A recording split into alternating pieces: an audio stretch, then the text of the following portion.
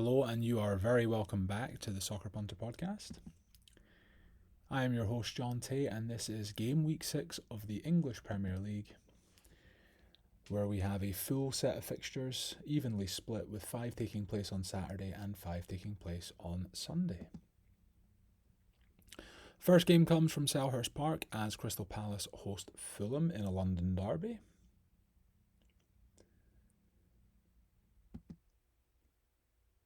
And if we look here at Crystal Palace's record, it's 2 wins, 2 losses and a draw sandwiched right in between. They'll feel a little hard done by, given that they led against Villa for so long, to collapse and then lose it 3-1 in the end. But if you look at the data, specifically the XG column there, you'll see that Villa were actually pretty good value for that win. 3.21 XG generated on their part. Even if you take away the penalty, which would account for about 0.79 of that, they still had the better of the game in open play and created the better chances. Dominated the XG against Sheffield United and Wolves, as you can see, both bottom half teams, but against Arsenal, Brentford and Villa, they lost the XG battle. So wins at home, XG 1 against the lower half teams, to be expected, I suppose. Shots data has been pretty high, with the exception of the Villa game. Perhaps game state could play a part in that. Fouls have always been around the sort of double figure marks in each game. Corner numbers have been fairly steady. And only 6 yellow cards in the first 5 games means that Palace actually have one of the better disciplinary records in the Premier League so far. And if we look at Fulham here, 2 wins, 2 losses and a draw. So same record as Palace, but much more alarming underlying statistics. And really, again, looking at the XG against column, they've conceded a whopping 13.22 XG across those 5 games, which is a division high. They also lost the XG battle in all 5 games, including games against Everton and Luton. So underlying data suggesting there that even with the wins against Everton and Luton, they were actually lucky to get out with any points against Everton, quite frankly. And the last time out against Luton, the numbers would suggest that a draw was perhaps more appropriate. Shots data for Fulham, right in correlation with their XG4, you'd have to say. Really low numbers, the highest coming against Luton there with 13. The rest of them, they've been limited to less than 10. Shots on target low as expected. Corner numbers fairly steady. Multiple bookings in every game so far, with an average of 2.8 yellows. And of course, they've got those 2 red cards which came against Brentford and Arsenal back to back. So Crystal Palace, you have to say they've looked a much more attacking side under Roy Hodgson. They've put in respectable home performances against Arsenal, which they lost 1-0, and Wolves, which they won 3-2. They are the ranked 8th in terms of most shots in the league, and they have the 5th most shots on target. Fulham, they've lost the XG battle in every game so far, including those matches against Everton and Luton, who are relegation fodder. They've got the 2nd lowest shots and 3rd lowest shots on target in the Premier League, with the highest XG conceded at 13.22. Which leads me to this single. I'm just taking Crystal Palace money line here at a very backable price of -110, advising 1 unit on the first game of the weekend. And we're off to Kenilworth Road again. Only the 2nd game to take place here in the Premier League. They host Wolves. And Luton will be looking to get their first points on the board with this one.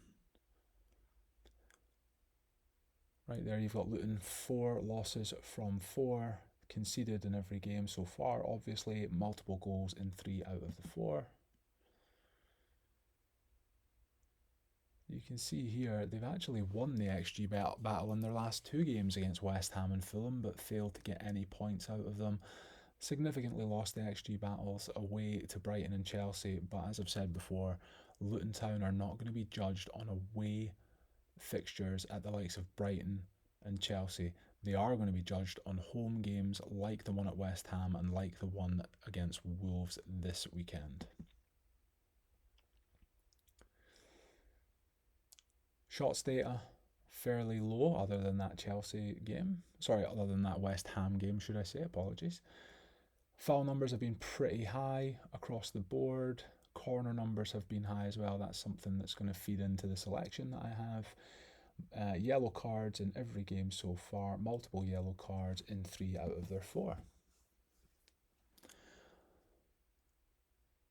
Wolves. Just the one win for Wolves out the first 5 games, but regardless of the record, they've actually impressed me. They've looked a much better, more fluid attacking outfit than I thought they would be under Gary O'Neill. And while they've taken only 3 points, I think if you look here at the XG data, they're a little unlucky not to have more points on the board at this stage. Really good opening performance against Manchester United. The Brighton game there, they lost heavily 4-1, but that scoreline doesn't tell the whole story there. And they were a decent enough match for Crystal Palace. Swept aside really against Liverpool, having taken an early lead last time out. Shots data has been fairly consistent, double figures every step of the way.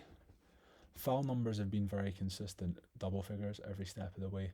Multiple offsides in 3 out of the 5 games, at least once in every game. Corner numbers, a little bit all over the place. High to begin with, then now on the lower end, and they didn't even register a single corner against Everton. High throw-in numbers, mid-teens up to mid-20s. Multiple good bookings in 4 out of the 5. And they've got the 1 red card to their name as well. So what can we say about Luton? Well, it's 4 losses from 4. Hard to back them in the outrights anyway. The attacking statistics were better in their 1 home game against West Ham, so perhaps that's got something to do with playing in front of their own fans at Kenilworth Road. Luton's corner numbers have been very high, and in their 1 home game against West Ham, they actually had a match total of 15 corners. I've said it before, Kenilworth Road is one of the most narrow venues in the Premier League, and that lends itself to more restarts like throw-ins and corners. Wolves, respectable performances every step of the way so far. Maybe against Liverpool they didn't look that great, but Liverpool do have the ability to do that to most teams. They do deserve to have more than the 3 points they've collected. They've had high XG against, so they are definitely allowing opponents plenty of chances, so I think that will continue. While their corner numbers have been inconsistent, they'll view this as a great opportunity to pick up 3 points, as will Luton, by the way. So I do think this could be a fairly open game, despite the teams on display. And I do think we'll see plenty of corners, which leads me to back this as a single. Over 10.5 match corners at -110, advising 1 unit.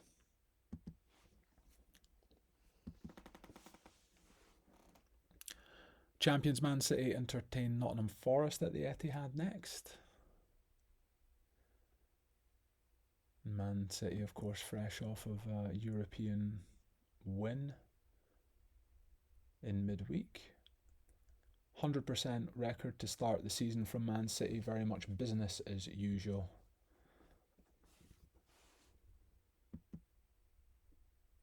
And they are producing a lot of XG. 12.58, which is the highest in the division. They've won the XG battle in all 5 games so far. Multiple goals in 4 out of the 5. They're looking good. They're looking solid. Shots numbers fairly high, except in the 1 game against Fulham, which remarkably they only had 5 shots on target, all of which went in the back of the net. Corner numbers, a little bit all over the place, as are the throw-ins. Only 5 yellow cards means that Man City have the best disciplinary record in the Premier League so far. Nottingham Forest, 2 wins, 2 losses, 1 draw. Decent start to the season for them. As you can see, the 2 losses coming against Arsenal and Man United, bigger, stronger outfits in the division. They didn't embarrass themselves by any stretch of the imagination in those 2 away games, though, as you can see, losing 2-1 and 3-2 respectively. Good victories against Sheffield United. Chelsea picked up a point against Burnley through a Callum Hudson-Odoi wonder goal that kind of saved the day there on Monday. But they've been pretty good value for it. They've scored in every game so far. They've conceded in 4 out of the 5. Very unlucky. Very lucky to keep a clean sheet against Chelsea, who are misfiring, quite frankly. Shots make for interesting reading. Very low shot numbers against the division's better side, Arsenal, Man United and Chelsea, all below 10. Against Sheffield United and Burnley, the newly promoted sides, they've had up in the mid-teens. At least offside once in every single game so far, multiple offsides in their last 4. Corner numbers fairly steady and high. Failed to register a single corner against Chelsea, but match totals of 11, 13, 14 and 9 outside of that. Multiple bookings in every game so far. And they've got themselves a red card there against Manchester United as well. So, Man City, 100% win record, multiple goals in 4 out of 5, highest shots and highest XG in the league. They've also got the best defensive record as well as the best defensive process in the division with only 3.68 XG against. They've faced the fewest shots, only 31 in 5 games, so they're averaging out around about 6.2 shots per game against, and they have the best disciplinary record. Forest, they look more assured this season under Steve Cooper. They have had respectable efforts in the bigger games against Arsenal and Man United. Low shot numbers against the bigger teams. They rank 17th for shots and shots on target. Multiple bookings in all games. Led me to this. I think Man City can go out and dominate this one. They've been superb, especially at the Etihad over the last couple of seasons. So I'm saying that Man City can score at least 3 times here against a Forest side that haven't enjoyed away days in the past season and a bit. Forest, it's hard to see them scoring, but Man City have conceded in each of their last 3 games, and Forest, they do have the ability to score a goal, but I can't see them scoring more than 1. Given that I think that this game's going to be goal heavy, I'm going to add 1 goal in the first half just to juice up the price a bit to even money plus 100, advising 1 unit. I'm also going to go for this same game parlay using the stats from the sheets. So Man City to win it, over 1 goal in the match. I think that's pretty certain. I'm going to stick with the theme of Man City being able to limit their opposition to low shot numbers. So under 9.5 shots for Forest, over 5.5 shots on target for Man City, just going along with the theme of even against Fulham when they only had 7 shots total, 5 of them were on target. I think that's going to continue. Corners, high for Man City, low for Forest, so I'm going to play on those 2 things. Over 1 card for Forest. They've had multiple cards in every game so far. Why wouldn't they get more against the Man City side that they're going to be chasing for pretty much 90 minutes? And I'm going to throw that man Erling Haaland in to score anytime, and that takes it to a plus 300 price, half a unit advised.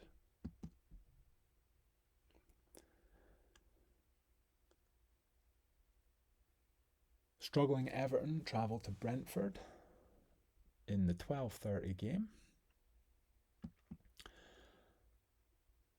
And Brentford, just the 1 win so far this season, 1 loss as well, 3 draws in between. As you can see there, that 1 loss coming against Newcastle last time out. I was surprised at how poor they were, even with Newcastle being a much stronger outfit at St James's Park. Newcastle have not looked even the same team as they were last year so far, so surprising to see them only generate 0.5 XG and not get on the score sheet in that one. If you kind of take that game out of the equation, the previous 4, they've won the XG battle in all 4. They've scored at least once in every game so far. It was a confusing performance, but I can't see them drawing a blank against this Everton side, quite frankly. Shot data backs it up as well. 11 or more shots in all 5 games so far. At least 1 offside in every game so far. Corner numbers fairly consistent and fairly high, especially for them. 3 or more in every game so far, with match total corners of 9, 10, 14, 7 and 11. Yellow cards in 4 out of the 5, including a whopping 5 against Newcastle last week. Everton, it's been poor. 4 losses, 1 draw, just the 1 point to show from their opening 5 games. And when you look at the opponents, that's even more alarming. Fulham, Wolves and Sheffield United, 3 teams that are probably going to be in the lower half, at least 2 of which are going to be involved in a relegation battle with Everton, and they've struggled. They've really struggled. Underlying data here, if you look at the XG, they are underperforming in front of goal big time. They've generated 7.63 XG, only scored 2 goals, but that's kind of a theme, and especially when the likes of Dominic Calvert-Lewin remains out injured, and some of their better attacking options from last year have moved on. It's not looking pretty for them. They've conceded in every game so far. They've conceded 4 and 2 in away games. That's something to look at, right? The home games so far, they've kept it tight. They've managed to stay in the game. They've ultimately lost all 3 of their home games 1-0, but the away games, they're struggling to keep it as tight, and they've been cut open by the likes of Villa and even Sheffield United.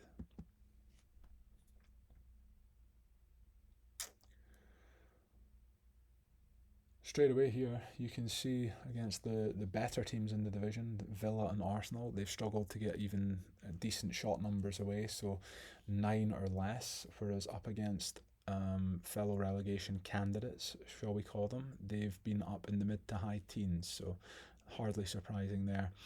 High foul numbers every game so far, double digits, at least 1 offside in every game so far. Corner numbers are up there. The match corner numbers, 14, 13, 7, 10 and 12. That 7, that lower number, was their home game against Wolves, which was strange. No yellow cards in the opening weekend. Since then they've racked up 10, so they're averaging 2 yellow cards per game. So, what can we say about Brentford? They've won the XG battle in 4 of their 5 games. They've got the 4th highest XG in the league overall. They're also the 6th best defence in the league in terms of goals against, as well as the XG against. So it's not just the numbers, it's also the process. They've lost just twice in their last 22 Premier League home matches, which is an amazing statistic. Thomas Frank has done some job there, and they have scored 2 or more goals in 12 of those 22. Everton, winless in 5, scoring only 2 goals. They failed to win against their fellow relegation candidates Fulham, Wolves and Sheffield United. They've conceded multiple goals in both away games so far, and they've conceded 2 or more goals in 8 out of 11 away games since Sean Dyche came into the role. That leads me to this. I've decided to go with Brentford moneyline and combine that with over 1.5 goals, which gives me a price of plus 110, advising 1 unit on that. I've also gone for a same game parlay in this one. I think Brentford continue to put up high shot numbers and Everton continue to allow those numbers to happen. I think Everton can get forward themselves. As we've seen from the XG, they're more than capable of creating chances. Finishing them off is another story. Going with the shots on target for Brentford and Everton as well, I don't think we're asking for too much there. Given Everton's foul numbers this season, always double digits, I'm asking for 11 free kicks for Brentford. I'm also asking for 1 offside for Brentford. That's a side that's had at least 1 offside in every game so far. I thought the leg of adding corners in for Everton have contributed to the corner numbers in every game they've played so far. We're only asking for 3 here, and I thought it was a backable price to add that leg, and I'm going to add a couple of cards in for Everton as well. The parlay comes to plus 300. It's another half unit stake from me. Final game on Saturday, 3 p.m. Eastern Time. Burnley host Man United. They won their first point of the season on Monday, Burnley, and they'll be keen to add to that as they welcome United to Turf Moor.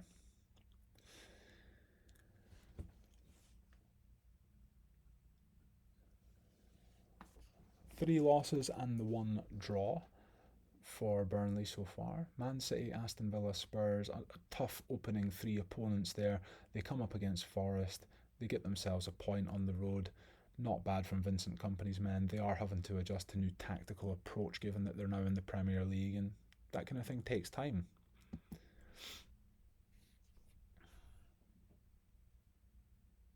They have lost the XG battle in all four games so far, so that's a little disappointing. But they've scored in 3 out of the 4, only drawing a blank against Man City. But if you look at the goals conceded column, that's the problem, isn't it? They've conceded multiple goals in 3 out of the 4, conceded 12 overall in 4 games.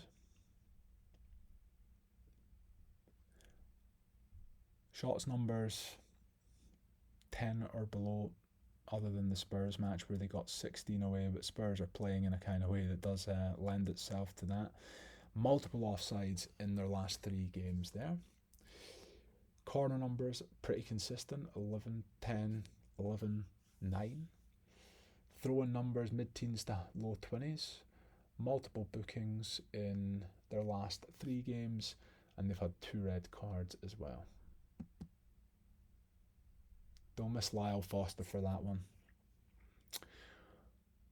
Man United, 2 wins, 3 losses, and also a loss midweek to Bayern Munich in the Champions League. They just look very shaky right now. Their 2 wins have come against Wolves and Forest, teams you would expect them to win against, but both of those wins cannot be described as comfortable. Wolves very unlucky not to get something out of that game, and of course against Forest they made a couple of real howlers defensively to allow Forest into that game before eventually roaring back to win. They've conceded multiple goals in their last 4 games, 10 overall, and against the division's better sides, Spurs, Arsenal and Brighton, they have struggled big time.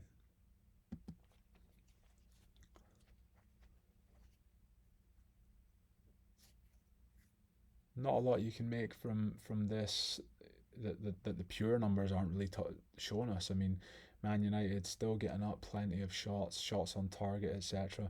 The one game where they didn't look great going forward was the Arsenal match, where they did adopt a different approach and played on the counter. At least one offside in every game. Corner numbers consistently high. Throw-in numbers always around the mid to high teens. Multiple bookings in every game so far for United. So, Burnley slowly getting a grip of the new tactics, but I think every time I've watched them, they seem to be making improvements. I thought they looked very good in spells against Forest on Monday night. There was parts of that game where they looked the better side, and they can maybe feel a little aggrieved not to have gone on and won that game, had a VAR decision not gone in their favour. They've conceded in all games, with multiple conceded in 3 out of their 4, and they've lost the XG battle in all 4. United, the only wins have come against teams who have finished in the bottom half last season. They've scored in 4 out of their 5 games, and you've got to say they were unlucky not to score against Spurs. They've conceded over 1 XG in all 5 games, conceded multiple goals in 4. They have a ton of injuries in key areas of the field, and they're also coming off the back of a trip to Germany this midweek in the Champions League. So, all things considered, I'm going to go with this single. I'm going to say over 2.5 goals, and both teams score at -110, advising 1 unit on this play.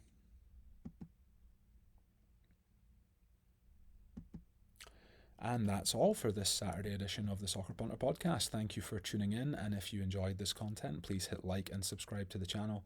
I'll be back tomorrow with Sunday selections, so until then, best of luck with all your bets. Take care now. Bye-bye.